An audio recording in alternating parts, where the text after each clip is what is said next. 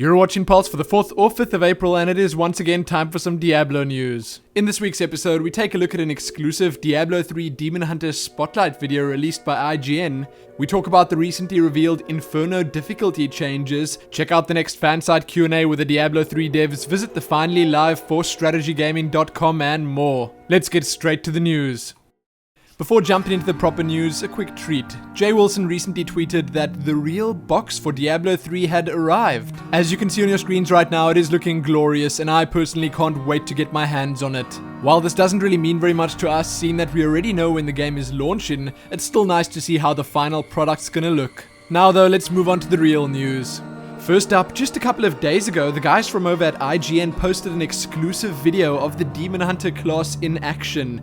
They also let us know that they will be uploading more such videos for the other classes in the game in the foreseeable future. While it was called an exclusive video, and I suppose it was exclusive for a day or two, the Diablo YouTube channel has uploaded the same video, and I assume the rest will be there too. That said, you can alternatively check it out there, and I will be linking you to that one. So this trailer highlights the story and background of the Demon Hunter, while also highlighting several of the skills you'll get to choose from, and some of the very interesting areas we're going to be visiting and battling our way through come Diablo 3's launch. The narration in the trailer is cool, it's incredibly well put together, and my personal favorite, once again, the areas that we get to see. There are definitely a few that we haven't seen before, at least not the parts in this video, and they are looking super impressive. I can't wait to explore them myself. You can watch the Spotlight video right here on YouTube, have a look at the full post over at IGN.com, or even check out the IGN wiki for even more Diablo 3 goodness. Speaking of more Diablo 3 goodness, which class would you like to see next? I would obviously personally love to see the Monk video,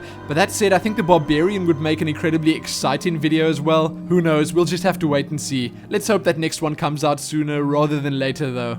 Next up, we're gonna have a talk about the recently revealed or announced Inferno Difficulty Changes. The short version of this is that Inferno monster levels are no longer linear throughout Inferno mode. This is indeed a bit of a shocker. So Blizzard did say that the original intent was to have a flat difficulty level where you could go anywhere you want, farm for items, and it would be no more or less difficult than any other area in Inferno. This apparently caused a few inherent issues for them though, the biggest one being that it just felt wrong. It didn't feel right to be progressing through the game and have it stay pretty much the same difficulty the whole time. Next, they say because there's going to be such a wide variety of players playing Diablo 3, they wanted to make sure everyone had something to sink their teeth into. They expect that anybody with enough time and dedication would reach level 60, but the jump in difficulty to Inferno needed to be different amounts for different people. For the crazy people, they need a huge ramp in difficulty. For the more casual but still hardcore audience, they wanted an obvious but milder increase in difficulty. So what this means is that for the extremely dedicated people who play non-stop, they'll hit Act 1 and get a challenge, but 1 month later they'll still have something to work on, Act 2, 3 and 4.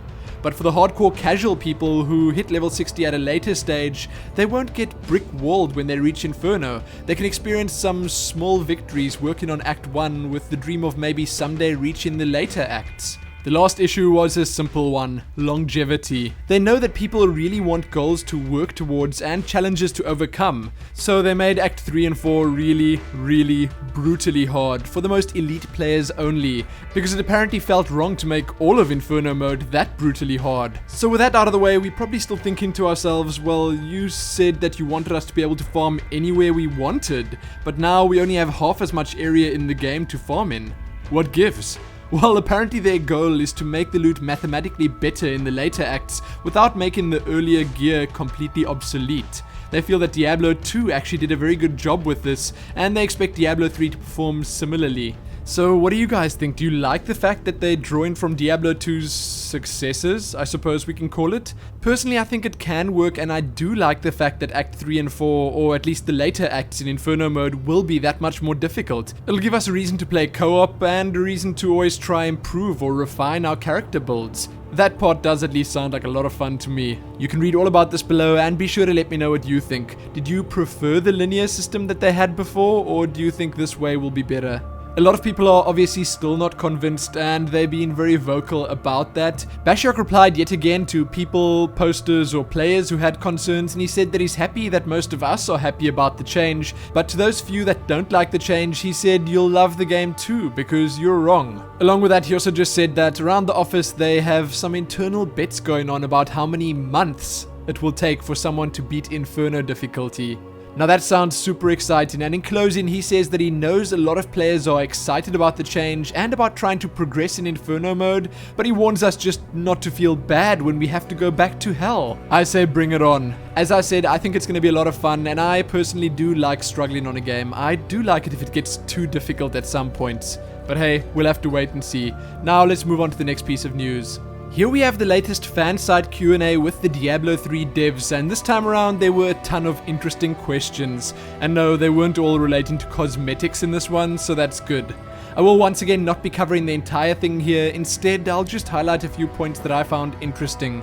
Diamond and Sapphire gems were removed because they were boring. Though dyes get removed when an item is placed on the auction house, you'll still be able to dye an item and drop it on the ground to trade to friends. The blacksmith only requires gold to level, as they didn't want to force people to farm low-level materials just to level him. Crafting is intended to support higher difficulty levels. Items on the ground will not always match the icon graphic. They do have a system for kicking people, but it won't be in the game at ship. They want to see how people play with others first and then design the tools so that it won't be used for exploiting or griefing. Affixes such as Life Leech apply to all abilities. When a group has stacks of Nephilim Valor, a new player will still join with 0 stacks. The maximum movement speed bonus in the game right now at least is 25%. They changed the item kick animation because they thought it would look a lot cooler to blow things up rather than to walk over and kick them. Lastly, everything in the game has varying chances to drop from a giant loot pool. You could absolutely get a legendary from smashing an urn, but the chances are obviously insanely small compared to, say, killing a champion or rare pack of mobs, which has a much higher chance. Yes, there's definitely a lot of cool stuff in this Q&A, and you can check the full thing out below. Now let's move on to the last piece of news we're going to have a look at before the smalls. I suppose this is more just a quick mention. If you haven't realized and you're not actually subscribed to Force yet, then firstly, go subscribe to him, and secondly, his website, ForceStrategyGaming, has been completely overhauled, and the new version of said website is finally live. It is looking absolutely amazing. It has a ton of really cool features, especially for us who like our YouTube videos. It does focus primarily on his YouTube channel and everything he puts out, but there are also news posts to have a look at, the mention of upcoming guides, forums to post on, and much more. If you are in fact interested, which you should be, head on over to ForceStrategyGaming.com right now or check the description below this video. Now though, let's move on to the smalls. First up in the smalls, read what Blizzard have planned for PAX East. Apparently if you visit them at the event, then you could pick yourself a Diablo 3 beta key up. So it could be well worth it if you're in the area. Read more about that below. Then read about Blizzard's presence at the GDC. Read more about the Diablo 3 Collector's Edition dyes. Submit suggestions for what you want to see in Blizzard's official Diablo 3 game guide. Have a look at yet more art from the Book of Cain. See what the G4 TV guys did at Blizzard headquarters. There are interviews and other videos to check out with that. It seems like a Diablo 3 API is headed our way later this year. Have a look at or listen to Diablocast episode 51. Smash in your face. Along with that, also from Force, Purgatory for April the 2nd. Then lastly, the Diablo podcast number 63. Naked runs, hardcore, and beta difficulty swings.